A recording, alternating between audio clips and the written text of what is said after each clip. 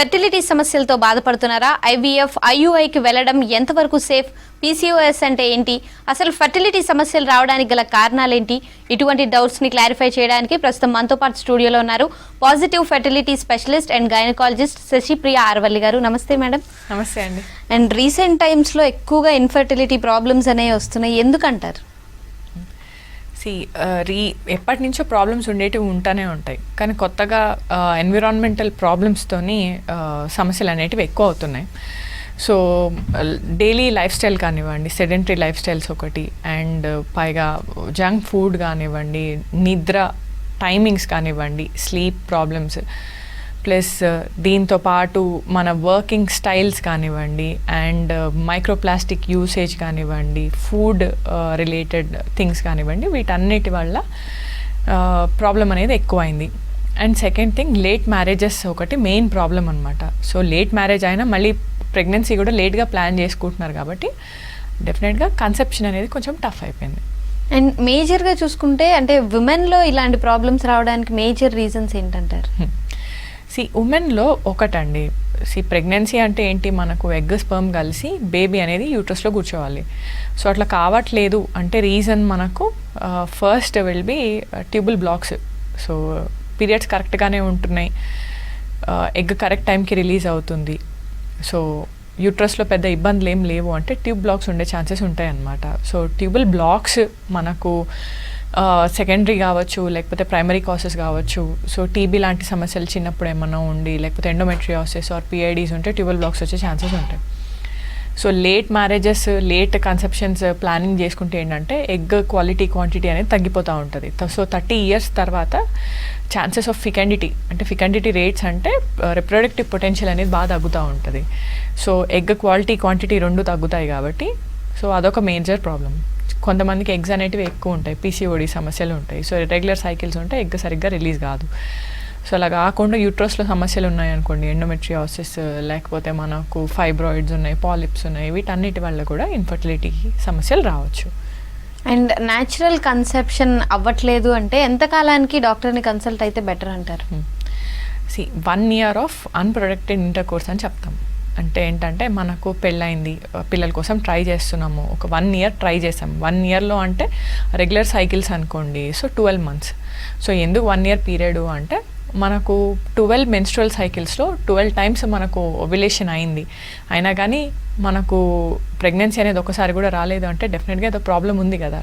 So అందుకు 12 months తర్వాత investigation అనేది ఇంపార్టెంట్. సో ఏం ఇన్వెస్టిగేట్ చేస్తామంటే అప్పుడు కూడా ట్రీట్మెంట్ వెళ్ళమని ఏం కాదు, దీంట్లో 2 ఉంటాయి. So basically what is treatment అని, వాట్ ఈస్ ప్రొసీజర్ అని మనము అర్థం చేసుకోవాలి. సో ట్రీట్మెంట్ అంటే ఏంటంటే మనకి ఏదైనా ప్రాబ్లం ఉంది, సపోజ్ ఫీవర్ వచ్చింది, లేకపోతే మనకి ఏదైనా ఇది డయాబెటీస్ కానివ్వండి, హైపర్ టెన్షన్ కానివ్వండి, ఇట్లాంటి మెడికల్ కండిషన్స్ ఉన్నాయి, వీటికి ట్రీట్మెంట్ ఉంటుంది. కానీ ఇక్కడ మన ఫర్టిలిటీ వేర్కి వచ్చేసరికి ఫర్టిలిటీ ట్రీట్మెంట్ కాదు, ఇది ప్రొసీజర్ అంటే మనం జస్ట్ ఒక ప్లానింగ్ అనేది చేసుకుంటున్నాం. సో మనం ఫస్ట్ అసలు పిల్లలు ఎందుకు పుట్టట్లేదో డయాగ్నోస్ చేసుకోవడమే 1 year తర్వాత స్టార్ట్ చేస్తాం అనమాట. సో రిప్రొడక్టివ్ ఏజ్ గ్రూప్ అనుకోండి, అంటే 23 years నుంచి 29 years వరకు ఉంటే 1 year పీరియడ్ అని చెప్తాం. అదే మోర్ దాన్ 30 years అంటే వితిన్ 6 months టైంలో మనము చూపించుకోవడం అనేది ఇంపార్టెంట్. మోర్ దాన్ 35 years అనుకోండి, మనం ప్రెగ్నెన్సీ మనకు పిల్లలు కావాలనుకుంటే మాత్రం ఇమీడియట్గా ప్లానింగ్ అనేది చేసుకోవాలి. ఆల్రెడీ ఫర్టిలిటీ ప్రాబ్లమ్స్ కాకుండా కూడా యూట్రస్కి ఇబ్బందులు ఉండి చాలామంది సర్జరీస్కి వెళ్ళిన వాళ్ళు ఉంటారు, లేదా ఓవరీస్లో ఇబ్బంది ఉండి ఓవేరియన్ సిస్ట్ రిమూవల్ చేసుకున్న వాళ్ళు ఉంటారు, ఎండోమెట్రియోసిస్ సమస్యలతో బాధపడుతున్న వాళ్ళు ఉంటారు, పీసీఓడి సమస్యలతో పాటు బాధపడుతున్న వాళ్ళు ఉంటారు. ఇవన్నీ పెళ్ళికి ముందు కూడా ఉండే ప్రాబ్లమ్సే. సో వీళ్ళందరూ కూడా ఇమ్మీడియట్గా ప్లానింగ్ చేసుకోవడం అనేది ఇంపార్టెంట్. సో అంటే ప్లానింగ్ అంటే ఏంటి అంటే, ఫస్ట్ ప్లానింగ్ అంటే ఏంటి? ప్లానింగ్ అంటే ఏంటి అంటే మనం ప్రీ కన్సెప్షనల్ టైం అంటే 3 months తర్వాత ప్రెగ్నెన్సీ ప్లాన్ చేసుకుంటే ఈ 3 monthsలో what are we doing, so ఏం చేస్తున్నాము, మన బాడీ ఇన్ జనరల్గా కూడా కండిషన్ ఎలా ఉంది, సో ఐరన్ కంటెంట్ ఎలా ఉంది, థైరాయిడ్ హార్మోన్స్ నార్మల్ ఉన్నాయి, ప్రొలాక్టిన్ హార్మోన్ నార్మల్ ఉందా, వెయిట్ అనేది కంట్రోల్లో ఉందా, ప్లస్ మనం తినే ఫుడ్ మీద కొంచెం కాన్సన్ట్రేట్ చేయడం కానివ్వండి, వెయిట్ మీద కాన్సన్ట్రేట్ చేయడం కానివ్వండి, ఫోలిక్ యాసిడ్ కరెక్ట్ టైంలో వేసుకోవడం కానివ్వండి, ఇవన్నీ చేస్తే ఏంటంటే మనకు నెక్స్ట్ మనకు రిలీజ్ అయ్యే ఎగ్స్ అనేటివి కొంచెం క్వాలిటీగా వస్తాయి. ప్లస్ అలానే స్పర్మ్లో కొన్ని ఏమైనా ఇబ్బందులు ఉన్నాయి, సో వైఫ్ అండ్ హస్బెండ్ కలవడానికి ఇబ్బంది ఉంది అంటే ఈ 3 months మనము ముందు అట్లీస్ట్ ఫాలిక్యులర్ మానిటరింగ్ అనేది చేసుకుంటే మనకు కరెక్ట్ టైంకి ఎగ్ రిలీజ్ అవుతుందా లేదా, ఆ టైంకి వీళ్ళు ట్రై చేస్తున్నారా లేదా, వీటన్నిటి మీద ఒక అవగాహన వస్తుంది.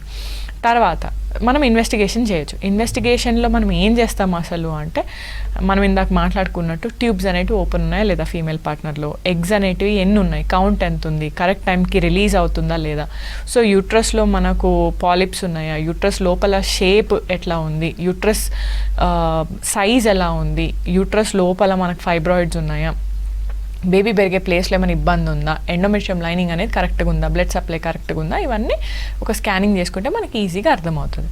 ప్లస్ బ్లడ్ ఇన్వెస్టిగేషన్స్ చేస్తాం మనం మాట్లాడుకున్నట్టు. అలానే సిమెన్ అనాలిసిస్ కూడా చూడడం మనకు చాలా ఇంపార్టెంట్. సో ఇవి మనం ఇవి ఫస్ట్ మనం రూల్ అవుట్ చేసుకున్న తర్వాత ట్యూబ్స్ ఏమైనా బ్లాక్ ఉన్నాయా లేదా, సో ట్యూబ్స్ ఓపెనే ఉన్నాయి.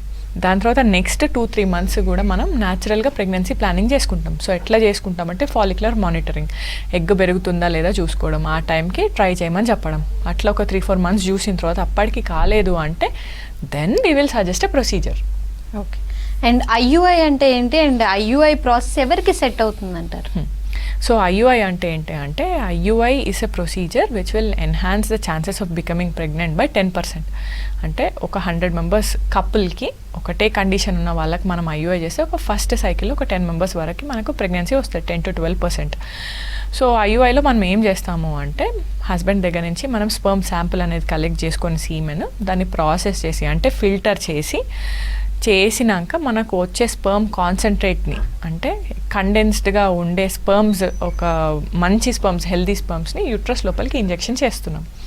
సో ఎప్పుడు ఇంజెక్షన్ చేస్తాము అంటే ఎగ్ విడుదలయ్యే టైంలో ఇంజెక్షన్ చేస్తామన్నమాట. సో స్కాన్స్ చేసుకుంటాం, ఎగ్ పెరుగుతుందా లేదా చూస్తాం, పెరిగే టైంలో మనం ఇంజెక్షన్ చేయడం అనేది చేస్తూ ఉంటాం. సరే, మనము దీనికి కావాల్సినటివి ఏంటి మనకు, సో ట్యూబ్స్ ఇందాక మనం మాట్లాడుకున్నట్టు ట్యూబ్స్ ఓపెన్ ఉండడం ఇంపార్టెంట్. ఎందుకు అంటే ట్యూబ్లోనే ఎగ్ స్పర్మ్ కలుస్తుంది కాబట్టి ట్యూబల్ బ్లాక్స్ ఉంటే ఐయుఐ చేసి వేస్ట్. సో మనకు ట్యూబ్స్ అనేటివి ఓపెన్ ఉండాలా. సరే, అది కాకుండా స్పర్మ్లో ఇబ్బందులు మనకు ఉండద్దు. సో స్పర్మ్ ఎలా ఉండాలి, so 15-20 million sperms, 25 million sperms ఉన్నాయి. దాంట్లోంచి మనకు కదిలే కెపాసిటీ అంటే మొటిలిటీ, స్విమ్మింగ్ కెపాసిటీ అట్లీస్ట్ ఒక 40% ఉందనుకోండి, డెఫినెట్గా ఛాన్సెస్ అనేటివి బెటర్ ఉంటాయి. సరే, అంత మనకు మొటిలిటీ లేదు, 20-30% ఉంది మొటిలిటీ, 10 million కౌంట్ ఉందనుకోండి, వీళ్ళు ఐవీఎఫ్కి వెళ్ళాలా అంటే లేదు, అవసరం లేదు. ఎందుకు అంటే స్పర్మ్ అనేది ఎవ్రీ 70 daysకి చేంజ్ అవుతూ ఉంటుంది. సో 70 days ప్రీవియస్ మన లైఫ్ స్టైల్ ఎట్లా ఉంది, ఈ 70 daysలో మన బాడీ డిహైడ్రేషన్లు ఉందా, లేకపోతే రీసెంట్గా ఏమైనా వైరల్ ఇన్ఫెక్షన్ వచ్చిందా, ఏమైనా ఫీవర్ వచ్చిందా, లేదు మన జాబ్ వల్ల మనం ఏమైనా స్ట్రెస్డ్ ఉన్నామా, ప్లస్ ప్రీవియస్ శాంపుల్ ఇచ్చే ముంగట మనం బాడీ డిహైడ్రేషన్, ఆల్కహాల్ కంటెంట్ ఏమైనా తీసుకున్నారా, లేకపోతే వైఫ్ అండ్ హస్బెండ్కి అబ్స్టినెన్స్ లేదా, వీటన్నిటి బట్టి కూడా సిమెన్ అనాలిసిస్ రిపోర్ట్ అనేది ఉంటుంది అనమాట. సో 2-3 times సిమెన్ అనాలిసిస్ చేసాము, అప్పటికి కూడా మనకు స్పర్మ్ అనాలిసిస్లో తేడాలు ఉన్నాయంటేనే అప్పుడు మనం ప్రొసీజర్కి మనము we have to think about it. కానీ కంపల్సరీ మనకు 10 million ఉంది, దాంట్లో మొటిలిటీ 20-30% ఉంది అంటే ఐవీఎఫ్ వెళ్ళాల్సిన అవసరం ఏం లేదు.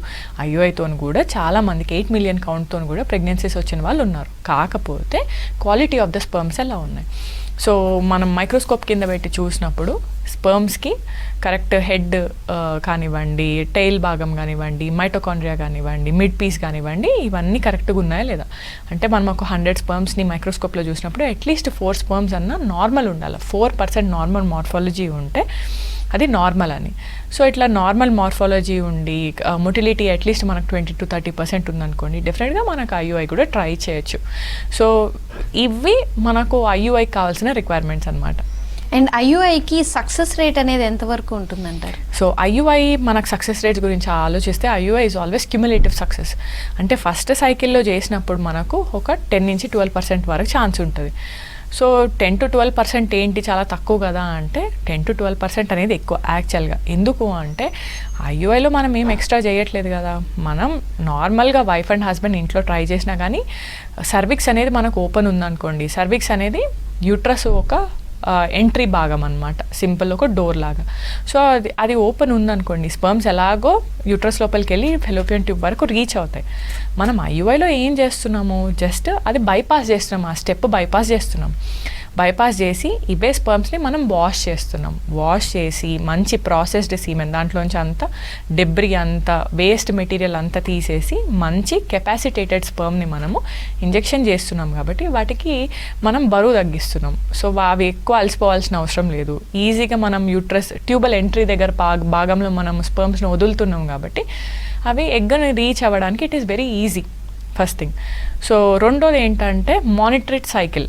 సో ఎగ్ కరెక్ట్ టైంకి రిలీజ్ అవుతుందా లేదా మనం ఇంట్లో మామూలుగా ట్రై చేసుకుంటే మనకు తెలియదు. సో ఇంజెక్షన్ వేసిన తర్వాత కరెక్ట్ ఎగ్ సైజ్ పెరుగుతుంది, ఎగ్ రిలీజ్ అయినప్పుడే మనం స్పర్మ్స్ని లోపలికి ఇంజెక్ట్ చేస్తున్నాం కాబట్టి డెఫినెట్గా ఛాన్సెస్ బెటర్ ఉంటుంది. సో న్యాచురల్గా ట్రై చేసే ప్రెగ్నెన్సీ కంటే ఒక 10% ఛాన్స్ ఎక్కువ తప్పించి ఇక్కడ వీఆర్ నాట్ డూయింగ్ ఎనీథింగ్ కదా. సో సెకండ్ సైకిల్ ఇప్పుడు ఫస్ట్ మనకు 10 to 12 ఒక 100 మెంబర్స్ చేసామనుకోండి, ఒక 10 మెంబర్స్కి ఫస్ట్ సైకిల్ వస్తుంది. క్యుములేటివ్ సక్సెస్ అంటే ఏంటి అంటే నెక్స్ట్ ఇమీడియట్ మంత్లో మళ్ళీ ఈ మిగిలిపోయిన 90 మెంబర్స్కి చేస్తే ఇంకో 12 మెంబర్స్ కన్సీవ్ కావచ్చు. అండ్ థర్డ్ సైకిల్, సో దాంట్లో నుంచి మళ్ళీ ఫిల్టర్ అయ్యి నెగిటివ్ వచ్చిన వాళ్ళకి ఇమ్మీడియట్గా థర్డ్ మంత్లోనే చేస్తే ఇంకొక 14 మెంబర్స్ ప్రెగ్నెన్సీ వచ్చే ఛాన్సెస్ ఉంటాయి. So IUI overall successes cumulative success 14 to 16%. Okay. And IUI అంటే ఎన్నిసార్లు ట్రై చేయొచ్చు అంటారు జనరల్గా? యాజ్ పర్ గైడ్ లైన్ మనం అందరం కూడా ఏఎస్ఆర్ఎం, ఈస్ట్రే గైడ్ లైన్స్, మన Indian Figo society guide lines అనేవి ఫాలో అవుతూ ఉంటాం ఐఎఫ్ఎస్.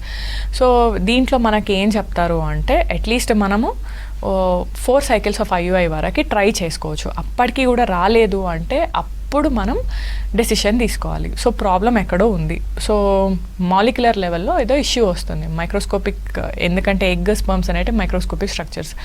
సో ఎగ్ అనేది బాడీలోంచి బయటకు వస్తే కానీ తెలియదు. సో బాడీలోనే పెరిగి బాడీలోనే రిలీజ్ అయిపోతుంది కాబట్టి ఎగ్ని ఎప్పుడు కూడా మనం చూడలేం. ఎగ్ను ఓన్లీ చూసేది ఎప్పుడు అంటే ఐవీఎఫ్ పద్ధతిలో ఎగ్ పికప్ చేసినప్పుడు తప్ప ఎగ్ అనేది కంటికి కనిపించదు. స్పర్మ్స్ అంటే సీమెన్లోంచి బయటకు వస్తాయి కాబట్టి వాటిని ఎగ్జామినేషన్ చేయడం మనకి ఈజీ. సో అప్పుడు మనం ఐవీఎఫ్ లాంటి డెసిషన్స్ తీసుకోవాలి తప్పించి మనం ఒక 1 cycle చూసాము లేకపోతే 2 cycles న్యాచురల్గా ట్రై చేసి ఐవీఎఫ్ లాంటి టెర్మినల్ డెసిషన్స్ తీసుకోవాల్సిన అవసరం అయితే లేదు. అండ్ ఐవీఎఫ్ అంటే ఏంటి, అండ్ ఐవీఎఫ్ ప్రాసెస్ ఎలా ఉంటుంది, ఎవరిలో ఐవీఎఫ్కి వెళ్ళొచ్చు అంటారు, అంటే ఎవరు ఐవీఎఫ్కి వెళ్ళొచ్చు అంటారు? సో ఐవీఎఫ్ అంటే ఏంటంటే in vitro fertilisation. So in vivo అంటే మనకు బాడీలో అనమాట. ఇప్పుడు న్యాచురల్గా మనం ట్రై చేస్తున్నాం, ఎగ్ స్పర్మ్ అనేది ఫెలోపియన్ ట్యూబ్లో కలవట్లేదు, సో ఐయుఐ చేసాము అయినా మనకు రిజల్ట్ అనేది రాలేదు అంటే డెఫినెట్గా ఎగ్ అనేది మనం బాడీలోంచి బయటకు తీసి సో స్పర్మ్ని డైరెక్ట్ ఎగ్ లోపలికి ఇంజెక్షన్ చేస్తున్నాం అనమాట. సో ల్యాబ్లో ఒక 5 days కల్చర్ చేసి తయారైన ఎంబ్రియోని మళ్ళీ మనం యూట్రస్ లోపల పెడుతున్నాం. సో ఇది ఐవీఎఫ్ పద్ధతి. అండ్ అంటే ఐవీఎఫ్ ఎన్నిసార్లు ట్రై చేయొచ్చు అంటారు, అండ్ ఐవీఎఫ్ సక్సెస్ రేట్ ఎలా ఉంటుంది? సో ఐవీఎఫ్ సక్సెస్ రేట్ మనకు అరౌండ్ 50 to 60% సక్సెస్ రేట్ ఉంటుంది.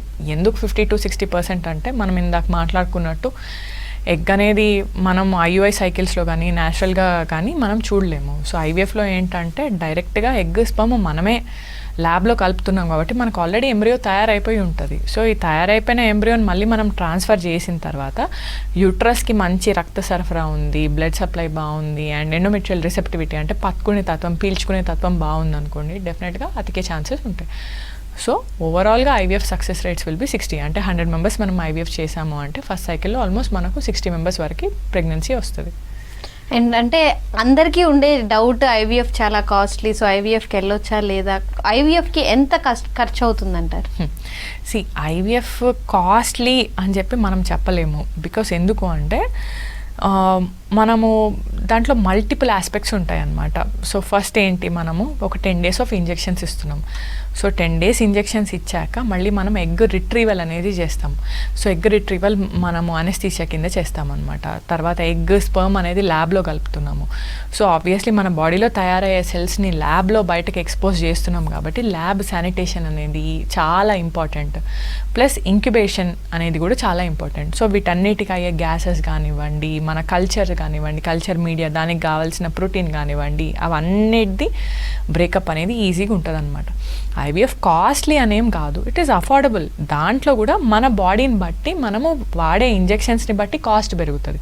ఇప్పుడు సపోజ్ సింపుల్గా చెప్తాను, 35 years 40 years అనుకోండి. సో వీళ్ళల్లో మనకు 1 egg 2 eggs ఉంటుంది అనమాట. వీళ్ళకి మనం గ్రోత్ హార్మోన్ ఇవ్వడం కానీ, ఇంకేమైనా కాంపోనెంట్ ఎక్కువ యాడ్ చేయడం కానీ ఉంటుంది. సో జనరల్గా వాడే డ్రగ్స్ కంటే ఎక్కువ డ్రగ్స్ ఇవ్వాల్సి వస్తుంది. అప్పుడు మనకు వాటి గురించి ఎక్కువ అవుతుంది తప్పించి, మనము లో కాస్ట్ మాడ్యూల్స్లో కూడా ఐవీఎఫ్ అనేది చేసుకోవచ్చు. అండ్ ఇంకా అంటే కొన్ని మిత్స్ ఉన్నాయి చాలా మందిలో, ఐవీఎఫ్ పెయిన్ఫుల్గా ఉంటుంది, సేఫ్ కాదు, ఇలా చాలా ఉంటాయి. సో అలాంటి డౌట్స్ గురించి కొంచెం మాట్లాడారా? సో నిన్ననే ఒక స్టడీ రిలీజ్ చేసిందండి. లాస్ట్ 10 yearsలో వరల్డ్ వైడ్గా కానీ ఆల్మోస్ట్ మన 1/4 of the population or IVF babies. So అది ఆబ్వియస్లీ అంత బేబీస్ పుట్టారా అంటే 1/4 of the whole population is IVF అంటే డెఫినెట్లీ ఇట్ ఈస్ సేఫ్ కదా. ఐవీఎఫ్ చేసుకొని ఎవ్వరు ప్రాణం మీద తెచ్చుకున్న వాళ్ళు అయితే లేరు. Simple procedure, easy procedure. కాకపోతే ఏంటంటే రోజు ఇంజెక్షన్స్ ఇస్తారు కాబట్టి భయపడుతుంటారు తప్పించి, దాంట్లో మనం అంతా భయపడాల్సిందేం లేదు.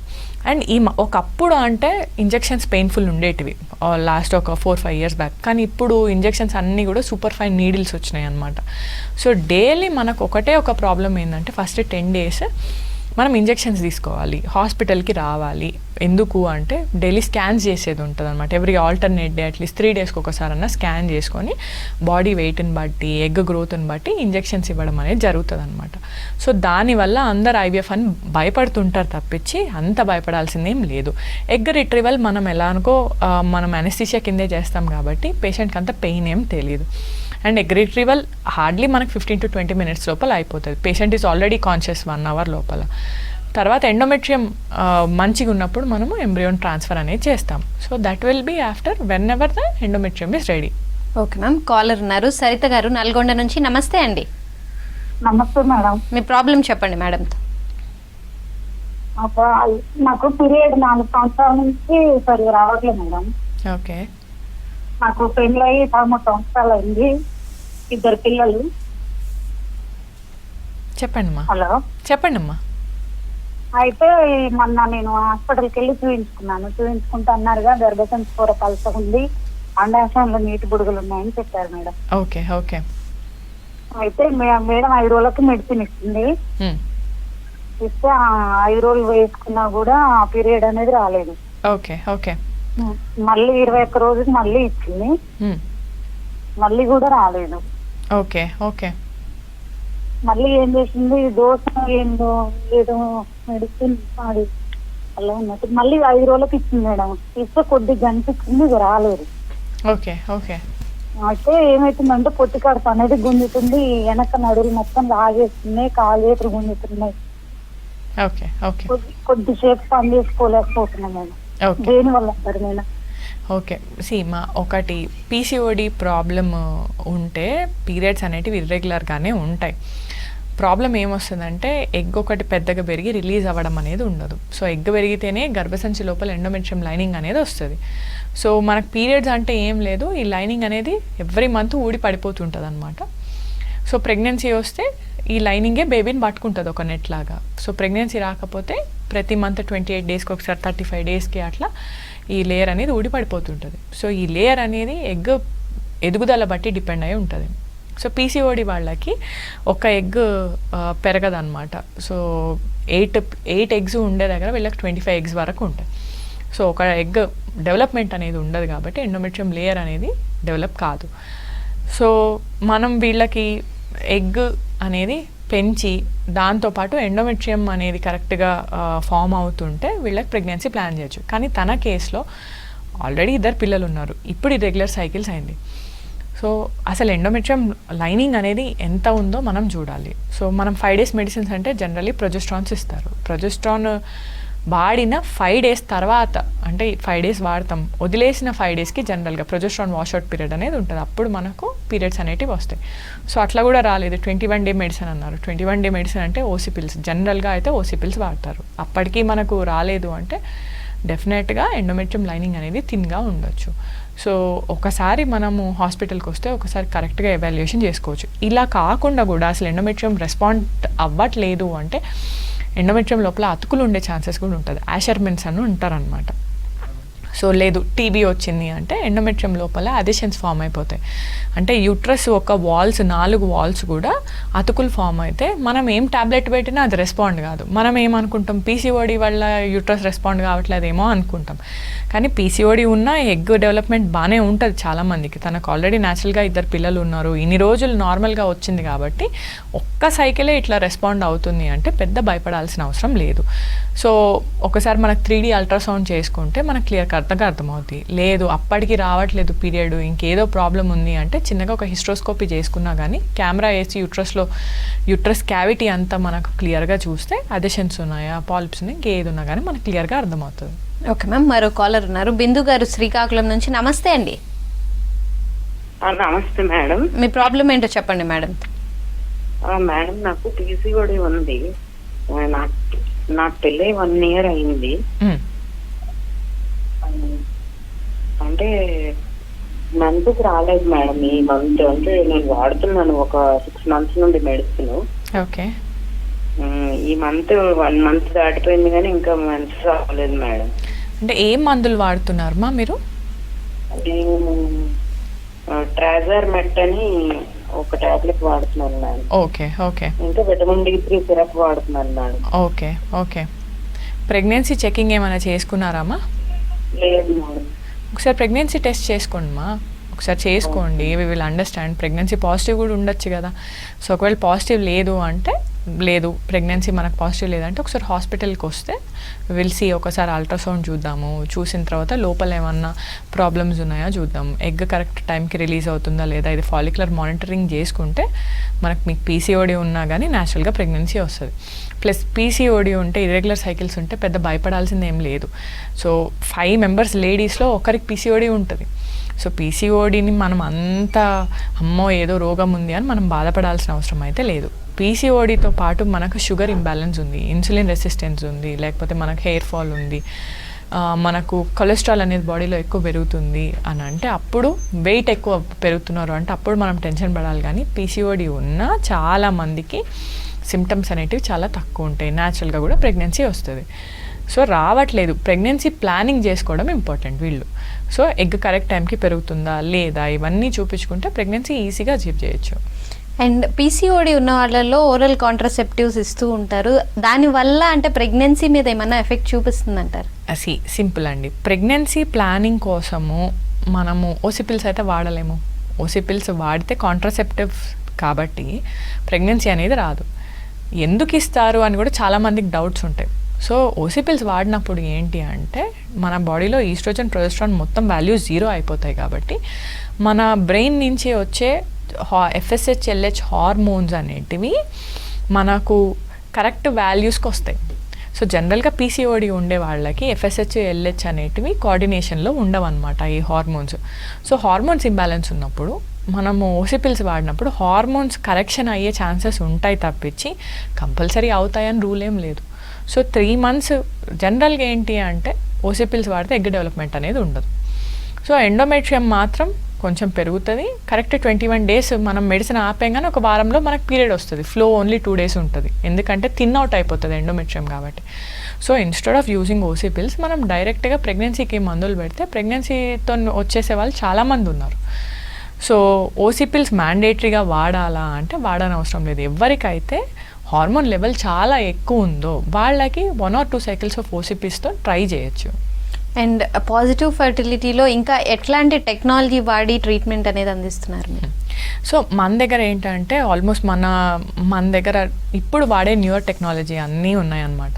సో మనకు లాప్రోస్కోపీ యూనిట్ ఉంది, మనకు AAAHUs ఉన్నాయి, ప్లస్ మనకు ల్యాబ్ అనేది మనకు వాడే ప్రతి ఎక్విప్మెంట్ కూడా అన్ని న్యూ ఎక్విప్మెంట్ అనమాట. ప్లస్ మనకు కౌన్సిలింగ్ కానివ్వండి, ఏది ఉన్నా కానీ చాలా ట్రాన్స్పరెంట్గా ఉంటుంది. అండ్ మనకు ట్రీట్మెంట్ విషయానికి వస్తే ఇట్ ఈస్ ఒకటే సార్, మళ్ళీ మనం బయటకు వెళ్ళి మళ్ళీ వేరే కన్సల్టేషన్ తీసుకొని లేకపోతే స్కానింగ్కి వేరే దగ్గరికి వెళ్ళడం కానివ్వండి, సర్జరీస్కి వేరే దగ్గరికి వెళ్ళడం కానివ్వండి మనకు అవసరం లేదు. సో ల్యాబ్ కానివ్వండి, పాథాలజీ ల్యాబ్ కానివ్వండి, ఆండ్రాలజీ ల్యాబ్, ఐవీఎఫ్ ల్యాబ్ అన్నీ ఒకటే సెంటర్లో ఉన్నాయన్నమాట. సో ఒక హోలిస్టిక్గా మనము ఒక ట్రీట్మెంట్ అనేది అందజేయచ్చు.